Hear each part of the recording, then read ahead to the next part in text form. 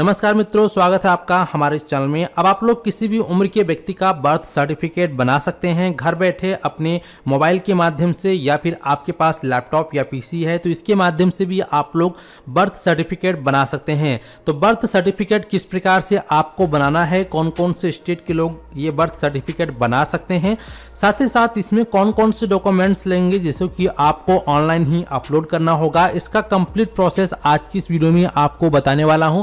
तो वीडियो को शुरू से लेकर अंत तक जरूर देखना है। और अगर आप एक CSC VLE हैं और आपके CSC सेंटर पे बहुत सारे ऐसे लोग जरूर आते होंगे जिनको कि बर्थ सर्टिफिकेट की जरूरत होती है, तो ऐसे में आप उनका जन्म प्रमाण पत्र यानी कि बर्थ सर्टिफिकेट किस प्रकार से बनाएंगे इसको भी आप सभी ध्यान पूर्वक देखिएगा। आप में से काफी सारे CSC VLE के पास इस प्रकार के काफी सारे काम आते हैं, तो आपको ध्यान पूर्वक इस वीडियो को देखना है, बिल्कुल भी स्किप नहीं करना है।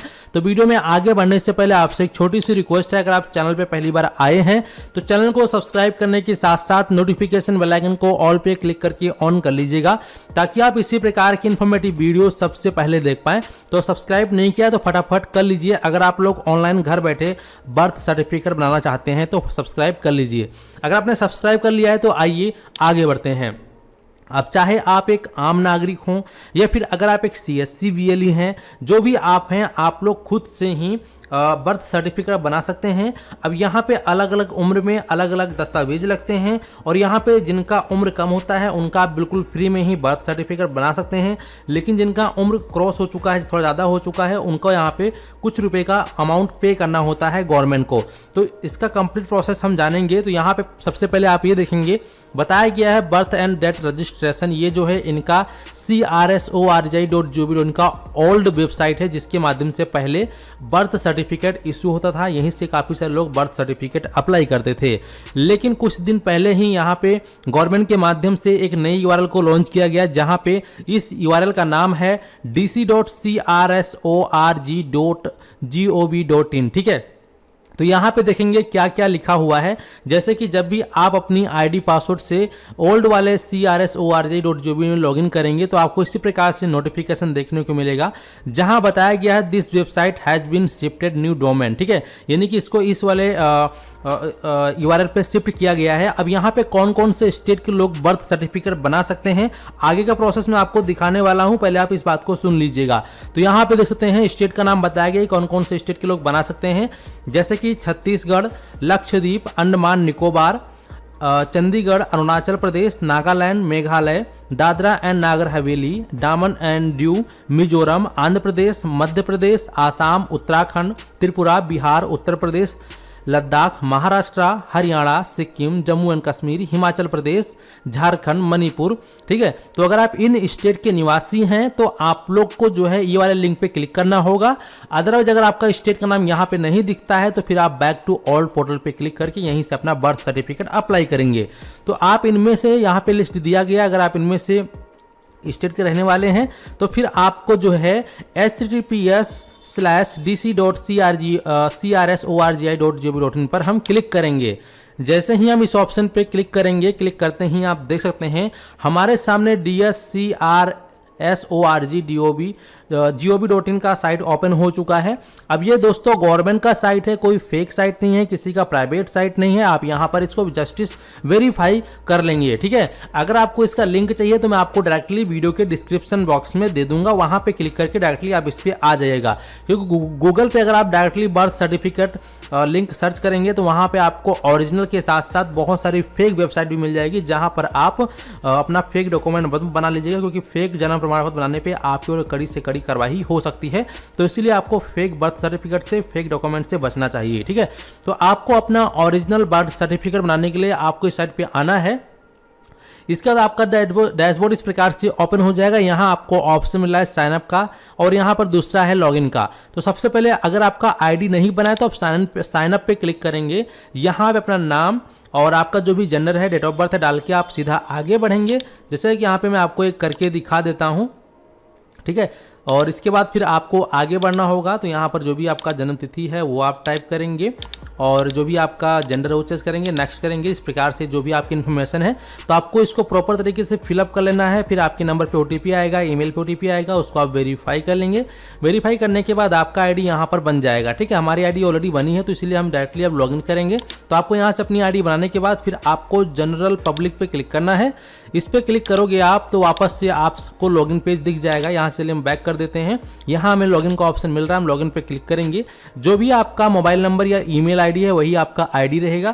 तो यहाँ पे आप अपना मोबाइल नंबर डालेंगे। जो भी यहाँ पे आपको कैप्चा दिख रहा है तो 13 + 13 कितना हुआ वो आप यहाँ पे जोड़ के टाइप करें। जैसे 13 + 13 यहाँ पर 26 हुआ तो वो हम यहाँ पे टाइप करेंगे और आपका मोबाइल नंबर ऊपर रहेगा और फिर आप लॉगिन पे क्लिक करेंगे। तो जैसा कि आप देख सकते हैं इसने हमारे नंबर पे OTP भेज दिया है। OTP हमारे पास रिसीव हो चुका है। जो भी आपका OTP है वो OTP आप यहाँ पे सही फिल करेंगे। OTP डालने के बाद फिर आप यहाँ पे लॉगिन बटन पे क्लिक करेंगे।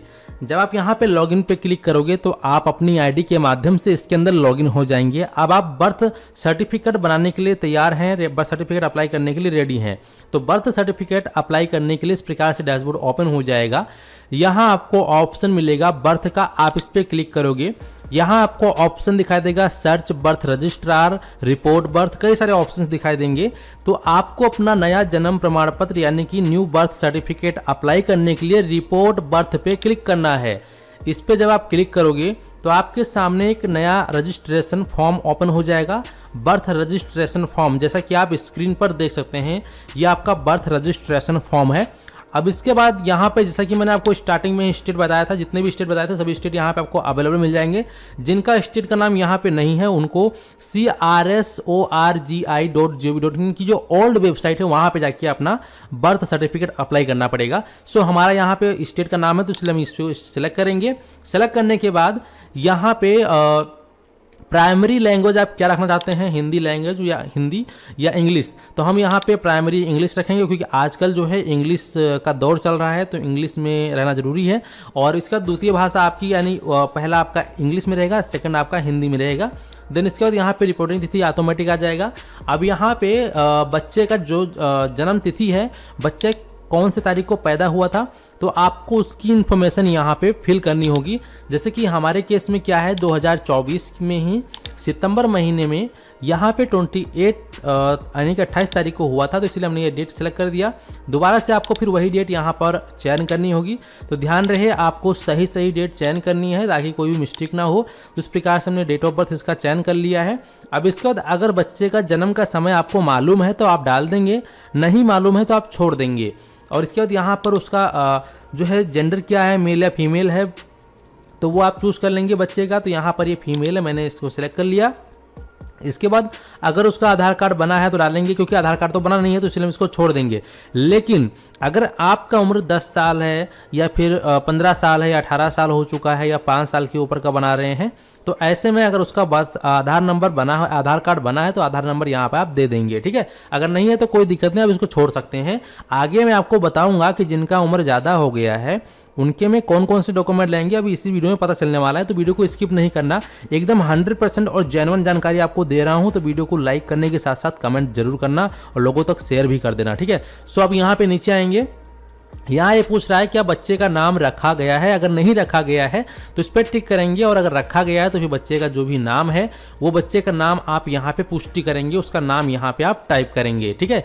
अब इसके बाद यहाँ पे फादर इन्फॉर्मेशन, तो उसके पिताजी का क्या नाम है वो नेम आपको यहाँ पे प्रॉपर तरीके से टाइप करना है। जैसे कि यहाँ पे मैं उसके फादर का नाम टाइप कर देता हूँ इस प्रकार से, तो यहाँ पे ऑटोमेटिक यहाँ पे नाम हिंदी में कन्वर्ट हो जाएगा। और चाइल्ड का जो भी यहाँ पे नाम है वो नाम हम यहाँ पे टाइप कर देते हैं। तो इस प्रकार से हमने चाइल्ड का नाम टाइप कर दिया। इसके बाद यहाँ पे उसका जो भी सर नेम होगा वो हम टाइप करेंगे, ठीक है। तो इस प्रकार से हमने टाइप कर दिया। अब इसके बाद थोड़ा सा नीचे आएंगे स्क्रॉल करते हुए, यहाँ पे मदर यानी कि माता का सूचना, माता जी का नाम डालेंगे तो उसकी माता का नाम डालेंगे यहाँ पे। इसके बाद उसकी माता जी का कोई मोबाइल नंबर डालेंगे, अगर नहीं है तो छोड़ देंगे। आधार नंबर डाल दीजिएगा, आधार कार्ड तो होगा ही, ठीक है। इसके बाद यहाँ पे उसके फादर का भी आधार नंबर डालना है, ध्यान रखिएगा, ठीक है। सब नीचे आते हैं। अब यहाँ पे एड्रेस डालना है, तो एड्रेस आपको इन इंडिया भारत में रहकर फिर यहाँ पे जो भी उसका स्टेट है पूरा यहाँ पे स्टेट, डिस्ट्रिक्ट, सब डिस्ट्रिक्ट, विलेज, इसके बाद उसका एरिया पिन कोड डालेंगे, हाउस नंबर, मकान नंबर या लैंडलाइन कुछ है तो वो आप यहाँ पे डाल सकते हैं। अदरवाइज सब डिस्ट्रिक्ट, विलेज और पिन कोड डालना तो मैंडेटरी है, वो आपको डाल ही दीजिएगा। इसके बाद यहाँ पे आपका पता अगर सेम है परमानेंट और ये प्रेजेंट एड्रेस, तो फिर आपको इसी पे टिक करना है, तो ऑटोमेटिक ऊपर वाला एड्रेस यहाँ पे फिलअप हो जाएगा। इसके बाद फिर तो हमने ऊपर एड्रेस डालने के बाद यहाँ पे हमारे सामने आ रहा है नेक्स्ट ऑप्शन कि क्या माता पिता का अस्थायी पता वही है जो बच्चे के जन्म के समय था, तो हाँ, तो इसलिए हाँ पे क्लिक किया। इसका जन्म का स्थान क्या है, घर पे हुआ था, अन्य स्थान पे या हॉस्पिटल में, तो यहाँ पे हम हॉस्पिटल को सिलेक्ट कर लिए हैं। अब इसके बाद वो डिस्ट्रिक्ट, सब डिस्ट्रिक्ट, विलेज, और यहाँ पे विलेज या टाउन का नाम, और यहाँ पे फिर आपको रजिस्ट्रेशन यूनिट का नाम देखने को मिल जाएगा। तो यहाँ पे आपका जो है पंजीकरण इकाई यानी कि रजिस्ट्रेशन यूनिट का नाम आ जाएगा जब यहाँ पे अपने गांव का नाम सेलेक्ट करेंगे। तो यहाँ पे हॉस्पिटल का नाम पूछ रहा है, तो अगर आप यहाँ पे हॉस्पिटल का नाम नहीं दिया रहता है तो आप सीधा अदर पे क्लिक करेंगे और उसके बाद यहाँ पे हॉस्पिटल का नाम आपको देना है। तो यहाँ पे जो हॉस्पिटल का नाम था हमारे यहाँ का, उसका नाम था महिला अस्पताल। तो यहाँ पे हम इस प्रकार से टाइप करेंगे। तो यहाँ में हमने इस प्रकार से हॉस्पिटल का नाम टाइप कर दिया। अब यहाँ पे हम सीधा नेक्स्ट पर क्लिक करेंगे। जैसे ही आप नेक्स्ट पे क्लिक करेंगे, अब यहाँ पे आपका लीगल इन्फॉर्मेशन सेव हो चुका है। अब आपका सामने सेकंड ऑप्शन आ चुका है, यहाँ पर इसको भी आपको सही से फिल करना है। दोस्तों वीडियो बेशक थोड़ी लंबी हो जाएगी, लेकिन ध्यानपूर्वक वीडियो को देखिएगा। एकदम जेन्युइन तरीके से मैं अप्लाई कर रहा हूँ, तो आपको इसी प्रकार से अप्लाई करना है। तो यहाँ पे देखेंगे पूछ रहा है कि बच्चे के जन्म के समय माता पिता का पता, अगर आपका वही पता था तो सीधा आप इस पर टिक करोगे तो ऑटोमेटिक जो एड्रेस था वो यहाँ पर फिल हो जाएगा। तो यहाँ पे ऑटोमेटिक एड्रेस फिलअप हो चुका है। अब इसके बाद यहाँ पे सेकंड है फादर इन्फॉर्मेशन यानी कि पिता की सूचना। तो पिता का धर्म क्या है, तो यहाँ पर वो धर्म सेलेक्ट करेंगे। इसके बाद पिता कितना पढ़ा लिखा है तो वो आप यहाँ से सेलेक्ट करेंगे। इसके बाद फादर यानी कि क्या काम करते हैं वो, तो जो भी यहाँ पे काम करते हैं उनका आप यहाँ पर, जैसे कि घरेलू सहायक है, नियोक्ता, तो यहाँ पे हम नियोक्ता को सिलेक्ट करेंगे।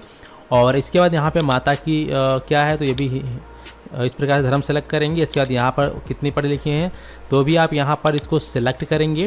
और इसके बाद वो क्या काम करती हैं, तो डोमेस्टिक यानी घरेलू सहायक, तो इसको हम सिलेक्ट करेंगे। ठीक है। अब इसके बाद हम थोड़ा सा स्क्रॉल करते हुए और नीचे आएंगे। यहाँ पर आने के बाद यहाँ देखेंगे आपके सामने कई सारे ऑप्शंस आ रहा है। तो यहाँ से पूछा जा रहा है कि अन्य सूचनाएं, विवाह के समय माता की आयु पूर्ण वर्षों में लिखना है आपको। तो यहाँ पे उसकी उम्र कितना था जब उसका विवाह हुआ था, तो वो उम्र आप यहाँ पे टाइप करेंगे। तो चलिए हम वो उम्र यहाँ पे टाइप कर देते हैं इस प्रकार से 20। और इसके बाद इस संतान के जन्म के समय माता की आयु पूर्ण वर्षों में, तो यहाँ पे 22 रहेगा। ठीक है, क्योंकि जो भी जन्म का रहेगा वो आप अपने हिसाब से वहाँ पर एज कैलकुलेशन करके देख लीजिएगा। ठीक है। इसके बाद यहाँ पे पूछ रहा है कि माता की संतान को मिलाकर जीवित पैदा हुए बच्चे की संख्या कितनी है, तो यहाँ पर एक ही प्रथम बार है तो 1 करेंगे, अगर दूसरी बार है 2 करेंगे, तीसरी बार है 3। ठीक है, जितने हैं उतने करेंगे। इसके बाद यहाँ पे प्रसव के समय परिचर्या का प्रकार क्या था, तो इस पर क्लिक करेंगे। संस्थागत सरकारी गवर्नमेंट, तो हम इसी को सिलेक्ट करेंगे क्योंकि हमारा इसी के समय हुआ था, महिला अस्पताल में यानी सरकारी हॉस्पिटल था वो। इसके बाद फिर हम यहाँ पे प्रसव प्रक्रिया क्या है उसको हम क्लिक करेंगे। यहाँ पे आपको 3 ऑप्शन दिखाई देगा, सिजेरियन ऑपरेशन द्वारा, चिमटी वैक्यूम विधि या स्वाभाविक यानी कि नॉर्मल। तो यहाँ पे हम नॉर्मल का सिलेक्शन करेंगे। अगर आपका ऑपरेशन से हुआ है, जो भी हुआ वो सिलेक्ट करेंगे अपने हिसाब से। इसके बाद जन्म के समय का वजन, बच्चे का वजन कितना था जब बच्चा पैदा हुआ था, बच्चे का जन्म के समय क्या वजन था, तो वो वजन यहाँ पे आप टाइप करेंगे। जैसे कि हमारे केसेस में 3.5 kg थे, तो हम इसको यहाँ पर सेलेक्ट करेंगे इस प्रकार से 3.5। इसके बाद यहाँ पे गर्भ अवस्था की अवधि हफ्तों में लिखना है।